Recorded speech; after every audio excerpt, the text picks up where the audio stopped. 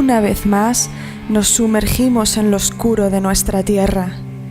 Historias que, por desgracia, van más allá de las fronteras de las ciudades o incluso de algunos pueblos o parajes.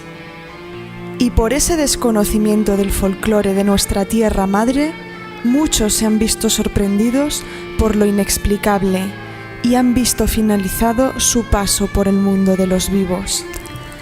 Lo malo es que su fallecimiento no ha servido para crear una nueva leyenda, sino para avivar la leyenda culpable de su muerte. Vamos a seguir recorriendo el país, recogiendo las leyendas más aterradoras y tenebrosas que asolan nuestros más recónditos rincones. La leyenda del Pozo Amargo, en Toledo.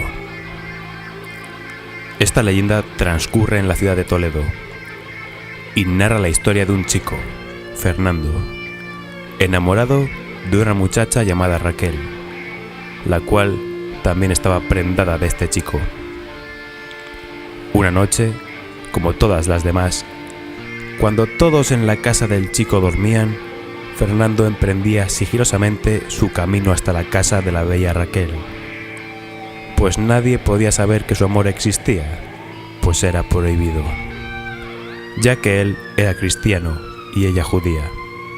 Además, el padre de la muchacha era muy estricto, recto y no aceptaría bajo ningún concepto la unión de estos dos jóvenes.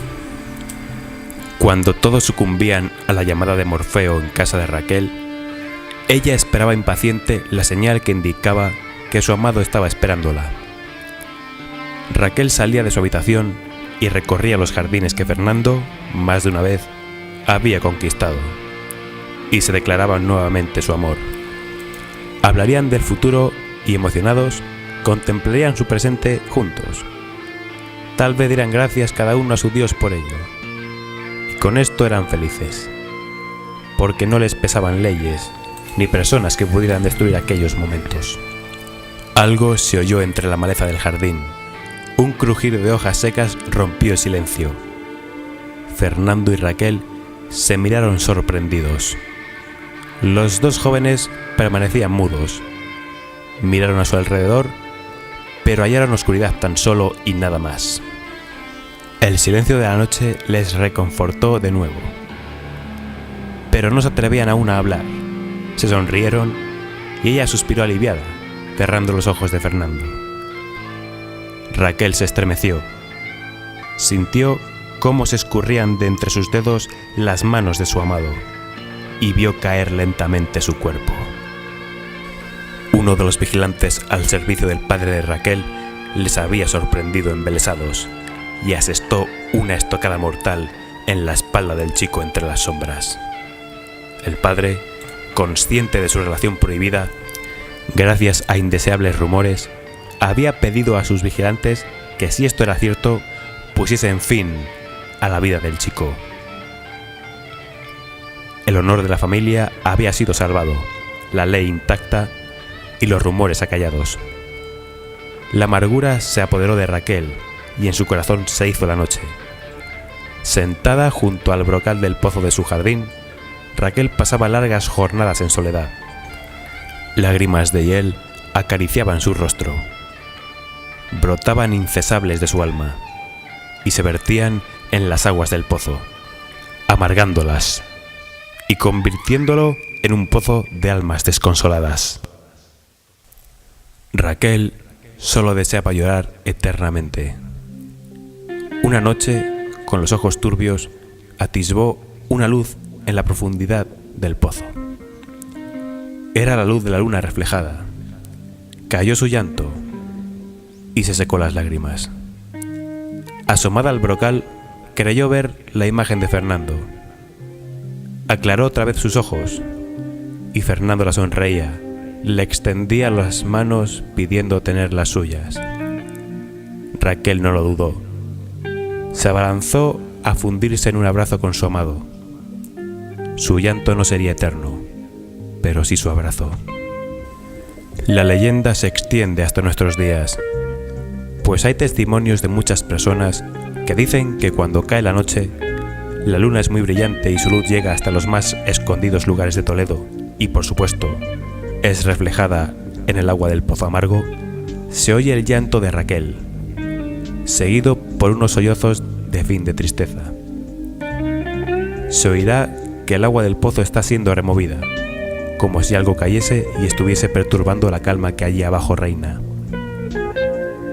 También oirás como si te llamasen, y será difícil resistirse a su llamada.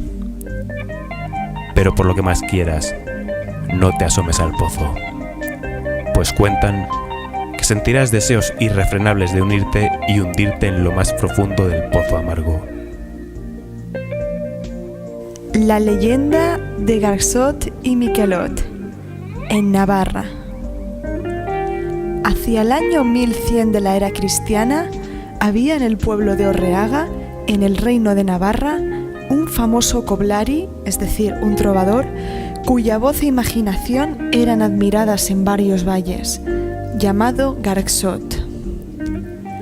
Garçot tenía un hijo al que llamó Miquelot, y que prometía convertirse en un cantante tan bueno como su padre. Cuando aún era un niño, Miquelot ya cantaba con el brío que le había inculcado y enseñado su padre. Por aquella época, la región donde vivían estaba gobernada por unos monjes franceses de Saint-Foy-et-Conques, que poseían la abadía de Orreaga y las tierras de los alrededores. Un desgraciado día, el joven Miquelot estaba cantando cerca de Orreaga y, como de costumbre, había elegido la gran victoria de los vascos sobre los francos.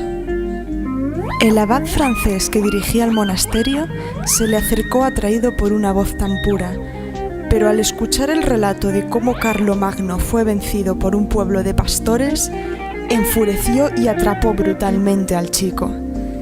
El abad le preguntó de dónde vienen tales cánticos. Miquelot no tuvo más remedio que señalarle la sucesión de puertos que atravesaban el Pirineo por encima de ellos. El abad decidió que la lengua de los navarros fuese proscrita en sus dominios y que aquel lugar llevaría desde entonces un nombre francés, y eligió Roncesvalles, es decir, Roncesvalles. Además, encerró a Miquelot en la abadía. Cuando Garçot se enteró, fue raudo a la abadía a reclamar a su hijo, pero el abad no quiso deshacerse de un chico que cantaba tan bien. El abad le propuso a Garçot que dejara a su hijo en la abadía, donde los monjes se harían cargo de él. En contrapartida, Garçot recibiría la cumbre del Correta, una casa grande y un rebaño de ovejas, lo cual era una fortuna. El abad no acabó con sus exigencias, pues usó una condición a mayores. Garçot no podría acercarse nunca más por Orreaga, y mucho menos por la abadía. Tras mucho dudarlo, Garçot aceptó la empresa, empujado más por la codicia que por darle a su hijo un cómodo porvenir. Poco después de aquello, los montañeros y guerreros vascos fueron desterrados de la historia en la batalla de Roncesvalles y sustituidos por miles de sarracenos crueles. Por su parte, Garçot seguía encerrado en su casa, arropado con la abundancia y las riquezas. Pero pronto se vio abrumado por la soledad y comprendió que los bienes materiales no son nada, y carcomido por los remordimientos, sufría horriblemente por la ausencia de su hijo. Miquelot empezó a cantar las alabanzas del enemigo francés. Aquella noticia llegó a oídos del padre, y juntando tal ofensa a su patria con el deseo de reencontrarse con su hijo, partió hacia la abadía rompiendo su promesa. Garçot se infiltró en la abadía a hurtadillas y salvó a su hijo, pero los guardias fueron alertados y les persiguieron. En mitad del bosque les alcanzaron y fueron cercados. Garçot sabía que les iban a matar y, con la intención de ahorrar el sufrimiento a su hijo, le rodeó el cuello con sus brazos y le partió el cuello ante la atónita mirada de los guardias. Garçot fue arrestado y encerrado en la torre del Correta, que fue construida para este menester, y con la venida del invierno Garsot murió. Hoy día, con el invierno azotando la tierra navarra por los alrededores del Correta, se puede oír el gemido tétrico de un hombre. Los campesinos dicen que es Garsot, lamentándose por lo que le hizo a su hijo. El Teatro Romea, en Murcia. Corría el siglo XIX cuando el Estado le quitó numerosos bienes a la Iglesia en vigor de una nueva ley. Esta ley afectó al convento de Santo Domingo, al que le quitaron el huerto y el cementerio. Sobre este último se decidió construir un teatro. El cementerio, supuestamente, se trasladó a otro lugar, pero un monje del convento, no contento con esta medida, lanzó una maldición sobre el teatro y predijo 3 incendios. En el primero de ellos no moriría nadie. En el segundo fallecería una persona. Y en el tercer incendio, cuando el teatro estuviera al completo, morirían todos. Unos habitantes se mofaron del monje y otros se atemorizaron. El caso es que el teatro abrió sus puertas y empezó a albergar obras teatrales de lo más maravillosas que sin duda hacían las delicias del respetable. Poco a poco fue cogiendo fama y cada vez se llenaba más de gente, quedando en el olvido la maldición de aquel monje. Sorpresivamente, en 1877, un incendio engulló el teatro, afortunadamente sin ningún fallecido. La maldición retumbaba en las cabezas de muchos de los espectadores, pero sin duda fue una casualidad. El teatro recobró su esplendor y continuó trayendo nuevas obras y ninguna butaca quedaba vacía. Los años pasaron hasta 1889, cuando nuevamente un incendio asoló el teatro, esta vez llevándose consigo una vida. La maldición del monje se estaba cumpliendo. Todo el mundo se asustó y no querían volver al teatro, pues en el siguiente incendio morirían todos. El teatro estuvo desolado casi un año, hasta que a un taquillero se le ocurrió una idea. Cuando la dio a conocer, la gente volvió a frecuentar el teatro y hasta el día de hoy no ha habido ningún otro incendio.